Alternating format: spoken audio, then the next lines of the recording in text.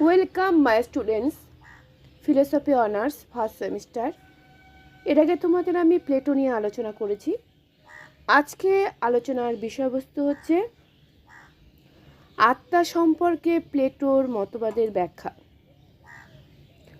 Plato জ্ঞানতত্ত্বে যেমন ধারণার জগৎ ও বস্তু জগৎকে কেন্দ্র করে দ্বৈতবাদের উল্লেখ করেছেন, তেমনি মনস্তত্ত্বেও প্লেটো মানবাত্মার মূল দুটি অংশ স্বীকার করে দ্বৈতবাদ প্রচার করেছেন।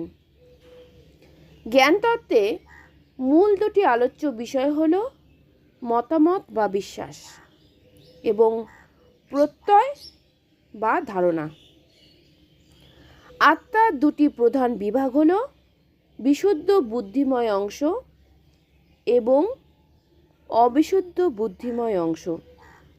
মতামত বা বিশ্বাস দ্বিতীয় অংশটির সঙ্গে অর্থাৎ আত্মার অবিশুদ্ধ অংশটির সঙ্গে এবং প্রত্যয় বা ধারণা প্রথম অংশটির সঙ্গে অর্থাৎ আত্মার বিশুদ্ধ অংশটির সঙ্গে যুক্ত। আত্মার প্রথম অংশটি অশরীরী নিরবয়ব, আত্মার দ্বিতীয় অংশটি শরীরী অর্থাৎ দেহের সঙ্গে যুক্ত। দেহ ও মনের যে দ্বৈতবাদের উল্লেখ করা হয়, প্লেটো সেই প্রকারে তার মনস্তত্ত্বে শরীরী আত্মা বা দেহ এবং অশরীরী বিশুদ্ধ আত্মার উল্লেখ করে দ্বৈতবাদ প্রচার করেছেন। আত্মার লক্ষণ প্রসঙ্গে প্লেটো বলেছেন যে আত্মা হল স্বয়ং গতিশীল বা গতির উৎস। এই লক্ষণ অনুসারে আত্মার অস্তিত্বকে দেহপূর্ব বলতে হয় এবং আত্মাকে দেহ অপেক্ষা উন্নত মানের বলতে হয়। দেহ নিশ্চল, দেহকে চালিত করে আত্মা, কাজেই আত্মার অস্তিত্বকে দেহপূর্ব বলতে হয়। আবার দেহকে চালিত করার মাধ্যমে আত্মা দেহকে নিয়ন্ত্রিত করে, কাজেই দেহ অপেক্ষা আত্মা উন্নত মানের।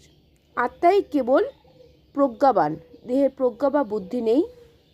টাইমিউস গ্রন্থে আত্মার স্বরূপ প্রসঙ্গে প্লেটো বলেন যে সত্তাবান পদার্থের মধ্যে আত্মারই কেবল সঠিক অর্থে বুদ্ধি আছে, যদিও সেই আত্মা প্রত্যক্ষ গ্রাহ্য নয়, অদৃশ্য। পক্ষান্তরে দেহের উপাদান রূপে আগুন, জল, মাটি এবং বায়ু দৃশ্য বস্তু। তবে আত্মা ও দেহের স্বরূপগত পার্থক্যের উল্লেখ করলেও প্লেটো তাদের পারস্পরিক ক্রিয়া প্রতিক্রিয়া অস্বীকার করেননি। প্রসঙ্গত বলা চলে যে প্লেটো তার আদর্শ শিক্ষা ব্যবস্থায় শরীরচর্চাকে অন্তর্ভুক্ত করেছেন, কেননা শারীরিক স্বাস্থ্য আত্মাকে বিপদগামী করে না। তেমনি আবার শিক্ষা ব্যবস্থায় উত্তেজক সুরবিশিষ্ট কয়েক জাতের সঙ্গীতকে বাতিল করেছেন, কেননা তা বুদ্ধিময় আত্মাকে মসীলিপ্ত করে। প্লেটো আবার আত্মার প্রতি বংশগতির প্রভাবেরও উল্লেখ করেছেন। সহজভাবে বলা যায়, আত্মার প্রতি বংশগতি ও পরিবেশের প্রভাবকে প্লেটো অস্বীকার করেননি। বংশগতির মাধ্যমে ব্যক্তি তার জনক জননীর কাছ থেকে যা লাভ করে তা হল বিশেষ কতগুলি দৈহিক উপাদান। তেমনি পরিবেশ বলতেও বোঝায় প্রাকৃতিক পরিবেশ, পারিবারিক পরিবেশ, সামাজিক পরিবেশ ইত্যাদি। তাহলে আত্মার প্রতি বংশগতি ও পরিবেশের প্রভাব স্বীকার করার অর্থই হল আত্মা ও দেহের পারস্পরিক ক্রিয়া প্রতিক্রিয়া স্বীকার করা। প্লেটোর মতে মানবাত্মা বিশ্ব আত্মারই অনুরূপ।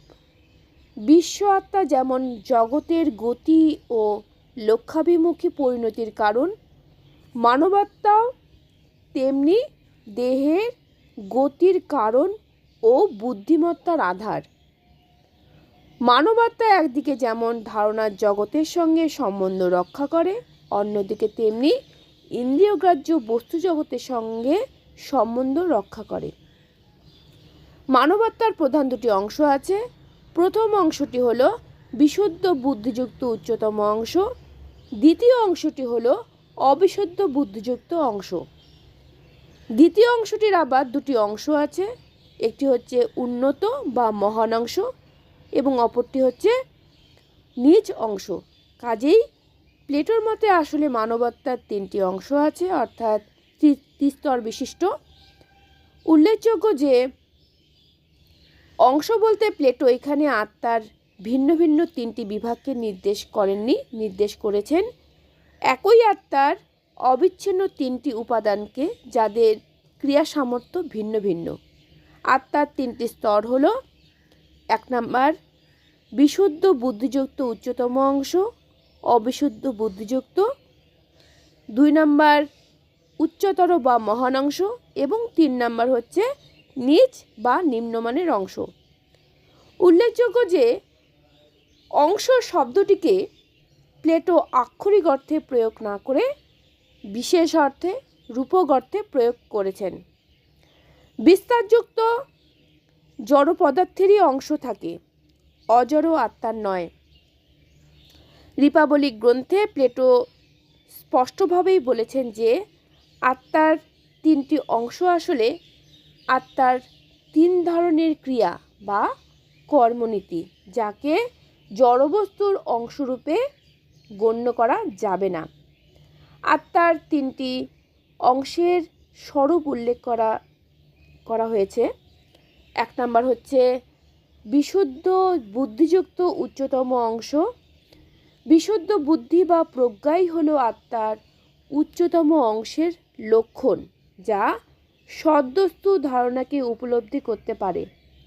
আত্মার এই অংশটি সরল, অবিভাজ্য, একক এবং পবিত্র।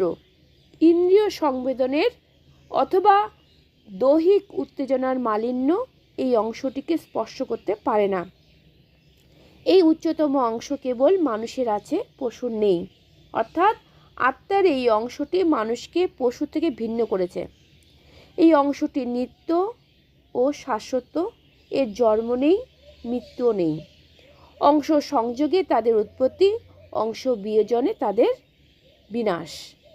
আত্মার উচ্চতম অংশটি নিরংশ হওয়ায় তার ধ্বংস নেই, অর্থাৎ তার অমর। প্রজ্ঞাই হলো এই অংশটির প্রধান বৈশিষ্ট্য। প্রজ্ঞা হলো সদ্বস্তু ধারণা সম্পর্কে যথার্থ জ্ঞান। প্রজ্ঞাবান ব্যক্তির অর্থাৎ দার্শনিকদের আত্মায় এই অংশটি প্রবল থাকে। 2 নাম্বার অবিশুদ্ধ বুদ্ধিযুক্ত উচ্চতর বা মহান অংশ। দেহের সঙ্গে যুক্ত থাকায় আত্মার এই অংশটি বুদ্ধিযুক্ত হলেও সেই বুদ্ধি বিশুদ্ধ নয়, অবিশুদ্ধ এবং অংশটি নশ্বর। দেহের উৎপত্তির সঙ্গে আত্মার এই অংশটির জন্ম হয় এবং দেহের মৃত্যুর সঙ্গে তারও মৃত্যু হয়। বুদ্ধিযুক্ত হওয়ায় এই অংশের বৈশিষ্ট্যগুলি নিজ অংশ অপেক্ষা উন্নত মানের হলেও উচ্চতম অংশ অপেক্ষা নিম্নমানের। এই অংশের প্রধান প্রধান বৈশিষ্ট্যগুলি হল সাহসিকতা, মর্যাদাবোধ, আধিপত্য লিপ্সা, শৌর্যবীর্য এবং উন্নত মানের কয়েকটি আবেগ। সৈনিক ও শাসকদের মধ্যে আত্মার এই অংশটি প্রবল থাকে। 3 নাম্বার হচ্ছে অবিশুদ্ধ নিচ বা নিম্নমানের অংশ। এই অংশটির দিক থেকে পশুর সঙ্গে মানুষের তেমন কোনো প্রভেদ নেই, কেননা এই অংশটির বৈশিষ্ট্য হল দৈহিক ক্ষুধা ও কামনা, সুখের কামনা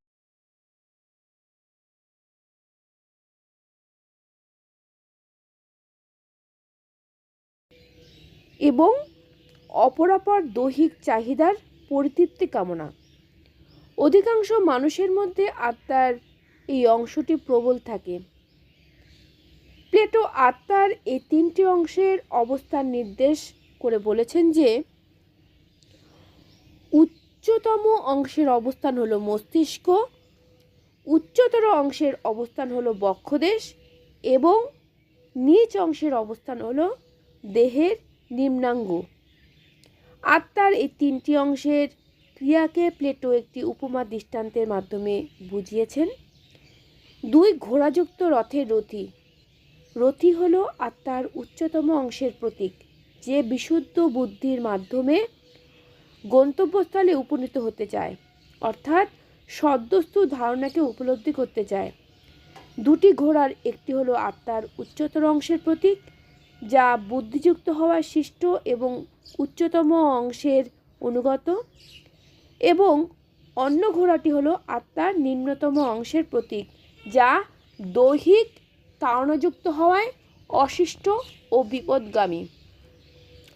এমন উপমা দৃষ্টান্তের মাধ্যমে এটাই বলা হয় যে আত্মা যদিও সরল, তথাপি মানুষের আত্মায় প্রায়শই বিরুদ্ধ দুটি কর্মশক্তি দেখা দেয়।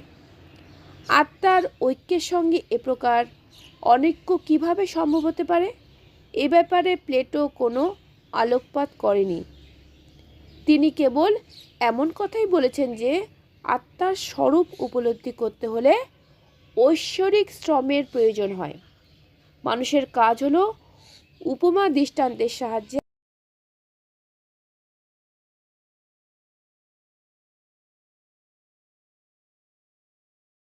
আত্মার তিনটি কর্মনীতিকে একই আত্মার ঐক্যসূত্রে আবদ্ধ করা এবং তাদের প্রবণতাকে ভিন্নমুখী রূপে গণ্য করা। এই দুটি বিষয়ের মধ্যে সামঞ্জস্য সাধন প্লেটোর মনস্তত্ত্বে সম্ভব হয়নি। প্লেটোর মতে মানুষেরই কেবল এই তিনটি অংশ আছে, পশুদের নিম্নাঙ্গে দুটি অংশ আছে এবং উদ্ভিদের কেবল নিম্নতম অংশের দৈহিক ক্ষুধা ও তাড়না আছে। মানুষই কেবল প্রজ্ঞাবান বা জ্ঞানবান হতে পারে। প্রসঙ্গত উল্লেখযোগ্য যে অবস্থান শব্দটিকেও প্লেটো আক্ষরিক অর্থে গ্রহণ করেননি। আত্মা নিরবয়ব হলে আক্ষরিক অর্থে তার অবস্থান নির্ণয় করা যায় না। জড় পদার্থ যা স্থান জুড়ে থাকে তারই কেবল অবস্থান নির্দেশ করা চলে। মস্তিষ্ক স্নায়ু মস্তিষ্কে থাকে, হৃৎপিণ্ড বক্ষ দেশে থাকে, পাকস্থলী উদরদেশে থাকে। এসব কথা যে অর্থে বলা চলে সেই অর্থে বলা চলে না। আত্মার উচ্চতম অংশ প্রজ্ঞা মস্তিষ্কে থাকে। আত্মার উচ্চতর অংশের সাহসিকতা বক্ষদেশে থাকে এবং আত্মার নিম্নতম অংশের ভোগ লালসা উদরদেশে থাকে। অবস্থান নির্দেশ করে প্লেটো সম্ভবত এটাই বোঝাতে চেয়েছেন যে দেহের গুরুত্বপূর্ণ কয়েকটি অংশের মাধ্যমে আত্মার সঙ্গে দেহের ক্রিয়া প্রতিক্রিয়া সাধিত হয়। প্লেটোর মতে আত্মার তিনটি অংশই সুখ সন্ধানী, যদিও সেই সুখের গুণভেদ আছে। উচ্চতম অংশের সুখ বিজ্ঞান চর্চায়, গণিত চর্চায় এবং সর্বোপরি সদ্বস্তু ধারণার চর্চায়।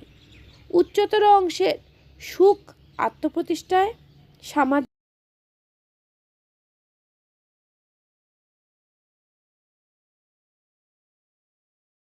লালসার নিবৃত্তিতে। প্লেটোর মতে মানুষের আত্মা একটি যৌগিক পদার্থ যা কতগুলি মূলত তিনটি মৌলিক অংশের সংযোগে গঠিত। আত্মা তার এইসব বিভিন্ন অংশের মাধ্যমে ভিন্ন ভিন্ন উদ্দেশ্য সাধন করে। তবে প্লেটো এটাই মানেন যে এইসব বিভিন্ন অংশের ক্রিয়ার মধ্যে পার্থক্য থাকলেও তাদের মধ্যে এক ঐক্যসূত্র আছে যা এক অংশের কর্মের সঙ্গে অন্য অংশের কর্মের সামঞ্জস্য বিধান করে। আত্মার তিনটি অংশের কার্যাবলীর মধ্যে সামঞ্জস্য যথাযথভাবে রক্ষিত হলে ব্যক্তির ব্যক্তিত্ব সবল স্বাভাবিক হয়, না হলে ব্যক্তিত্ব দুর্বল ও অস্বাভাবিক হয়। এই হলো আজকের আলোচনা।